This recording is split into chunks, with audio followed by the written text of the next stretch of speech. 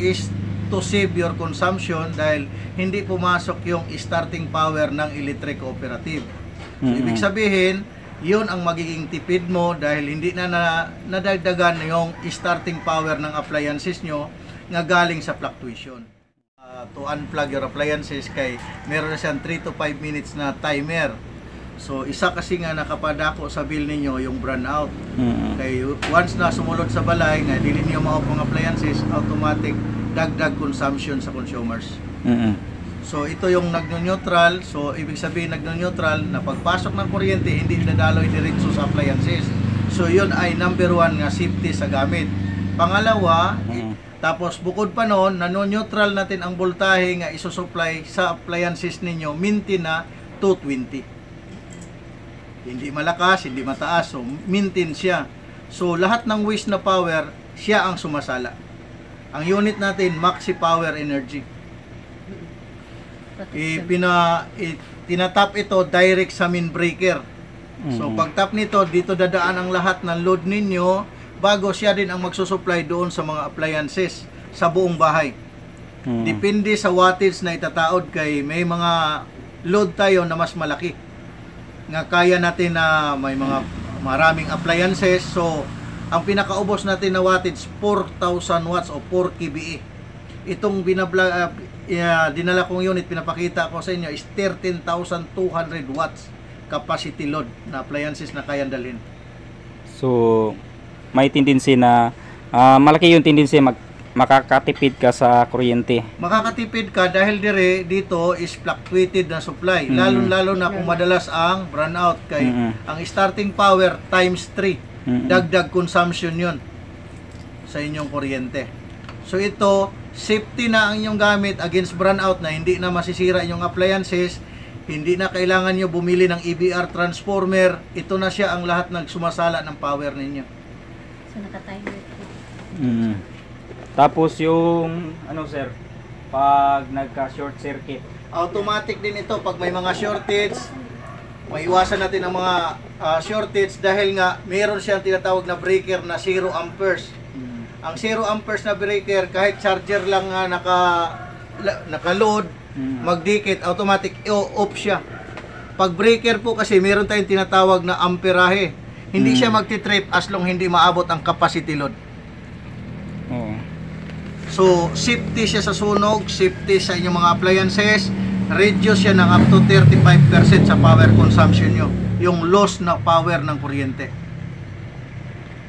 Yun yung ano sir, minimum. Yun ang may minimum. Assurance natin up to 35% na power consumption nyo is matitipid ninyo yan. Dahil dito sa sigig brownout fluctuation. So marami tayong gawain, so hindi natin mai-off ang mga appliances natin. So ito ang paraan natin to control sa fluctuation. So sa mga viewers natin sir na sa gustong kumuha, gustong mag-avail, pwede kayo tumawag direct sa aming company or direct sa amin. Yung cellphone number na yun. May number po kami. May mga brochure naman kami iwan sa'yo sir. Sige. Direct na number. Tapos yung terms na may mga promo kayo sir. May promo po kami. May terms and condition din sa pag-avail ng promo. Pwede nyong i-grab na through commercial price or through promo nga endorsement ng company. Yan ang price ng unit. Nagdepende po sa unit na watts na itataod natin sa bawat bahay. So, yung commercial saka promo. Yan. Yan guys. So, may 20 amperes, 30 amperes, 60 amperes, 100 amperes. Yan ang unit. So, anong kaibahan yan dyan, sir, sa 20 amperes, 30 amperes, 60 amperes? Ang 20 amperes, ang capacity niya, 4,000 watts lang na appliances na kayang isabay-sabay na paggamit.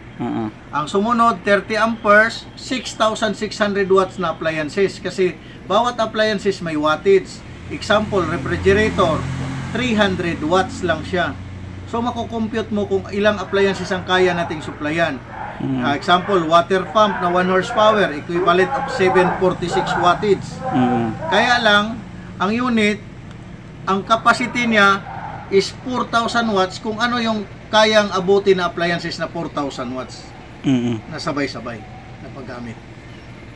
Ngayon, kung malalaki ang watts, marami na ring appliances ang kayang isuplayan.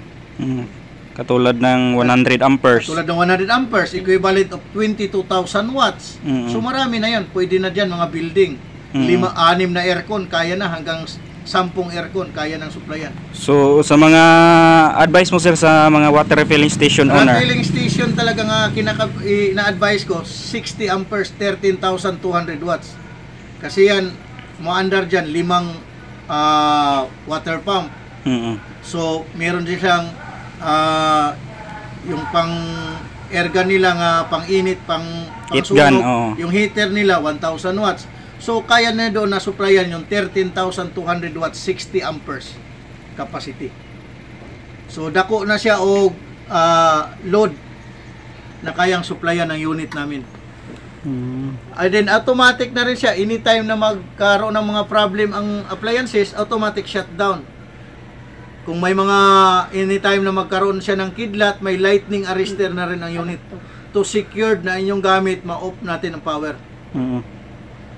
So maganda talaga siya sa ano. Maganda siya sa katulad na dito sa inyong lugar, sa Lanao is madalas ang brownout. So may opisina sila dito guys sa Lanao del Norte, sa located at saan yun sir? Sa Pinakami namin malayo, Tacloban. Pero dito, Tacloban. incoming kami, nandito kami naka-stay Tubod, Tubangan sa disaster office. Sa disaster office. Tubod. So yun sir, may opisina kayo doon? Sa ngayon, pinaka sub-office na mo na dito kami naka-stay. Sa office. Kumpleto sila guys, may mga permit din. Tapos yung price naman, yan guys. Sa 20 amperes commercial 16,500. Tapos yung promo is 8,500. Tapos yung 30 amperes is nasa 31,500 pesos. Tapos yung promo is 18,500 pesos. Tapos 60 amperes 48,500. Tapos yung promo is 28,500. Tapos yung 100 amperes naman is nasa 58,500 pesos. Tapos yung promo is 38,500 pesos. Ito yung legality, sir. From Yan. DTI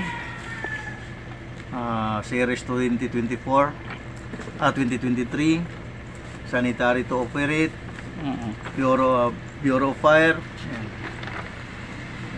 receipt and invoice, and business splits. Dito na kayo kumuha dito sa Lanao sir? No sir, Tacloban Sa Tacloban. Ang DTI naman sir, national, hindi yan local. National. Ibig sabihin sir, buong Pilipinas. Anywhere in the Philippines to kasi national eh. Oo. Nasa 220 po sa supply. Buong Pilipinas ang operation ng company. Ang Philippines. Pero nakatira kayo sir? Ako, taga Davao. Taga Davao ka sir? Pero ang dutihan ko is Tacloban. Yun ang pinaka-office na dutihan. Tapos ikaw ma'am, saan ba? Valencia Bukidnon ako sir. So, Valencia Bukidnon. So, yung cellphone number is ilalagay ko na lang dito sa description box. Sir, yung unit. So, ito yung mga unit nila guys. Mula sa yan. Maxi Electronic Appliance Center. Yung sa ano sir, yung kailan kayo ulit magpo-promo sir? Yung mga Depende sa kuan. Depende kasi yan sa company sa Tacloban kung saan ang sunod na mga schedule. Kaya dili man kami ang naka-sit sa pag-schedule ng promo. For the, sa ano sir, if ever wala silang pangkas, pwede sila direct sa akin. Pwede na ako bigyan sila ng option. 50% down, 50% remaining hulugan. Yun guys, narinig niyo ba yun? Yung magaling talaga mag-sales talk si sir eh. Hindi, kasi ito, to see is to believe naman tayo ngayon. To control talaga nga ang atong gamit hindi masisira. Kaya nagpupundar tayo ng appliances, after a month, nasisira na sa brownout. So malaking bagay na to secured na ang appliances natin na binili, hindi moabot og matagal na taon. Hindi lang saglit lang na nandoon na sa pagawaan. So to secure the appliances and siya. So, yun guys, yung vlog natin sa araw na ito. So, sa mga new viewers dyan, huwag nyo pong kalimutan mag-subscribe. At saka sa mga may planong magpalagay na Power control. power control, Mga timer sa so message lang kayo. Thanks for watching guys. Pero sir, in case of natay mga maintenance, Huwag mo ni siya maintenance, sir. kung natay mga mga problema, mga trouble, Pag halimbawa, sir, ang unit namin may problema, sir, itulak mo itong isa ka breaker ito. Para may power ka. Kasi direct power na siya, sir. Pag nandito, sir, sa pikas, ito, naka-timer siya, 3 to 5 minutes bago mag-supply. Pag itulak mo to, sir, direct power. Anytime na mag-short ang unit namin, may problema, magamit mo pa rin ang kuryente mo. So, dili na kinahanglan mo, sir, na mutawag pa sa mga, mutawag ka, for change unit lang. Pero naagyan kung kay kuryente nga magamit. what if magka-problema na sila lo? Na mag-usahay, sir, nga nag-short ang IC tungod sa kadugayon, di naman maiwasan, sir, kay tanan produkto, sir, na magipagkag. O, pag nun ana, kaysa matong tawagan. Tawag mo, sir, sa opisina o direct sa akin, tapos may technician na sir mo anhe para i-change ang unit. Pag wala pa 2 years. Pero kana siya pag nana dili ka andar pod walay function diri ang kuan. Dili po ka, hindi, sir, pag ikaw na, halimbawa, sir, Ibalik na lang siya diri. Dili, sir. Kasi ibalik, sir. Parang ibalik kung what if magka-problema siya. Problema ang unit, sir. Oh. What if magka-problema ang unit, sir? Okay, nagyapon, sir. Itulak mo lang ito. Itong mga breaker ba, sir? Itong isa. Amo na siya control sa kuan para mo largo na pod. Oh, mo largo, sir. Kanang mo largo na ba, diretso na siya, sir, naglabay. Ang kuryente mo, agi lang, diretso ra. Ito ra siya ang control. Pero kinahanglan, sir, iba mo ba kung guna anytime ra ni magagamit ra ni siya, sir, kung ang unit natin may problema. Kaya di man maiwasan, sir, nga magkaroon ng problema ang unit. Oo. So, nagyan po kay magamit ka, inani mo kinala mo, tawag og technician, i-direct power.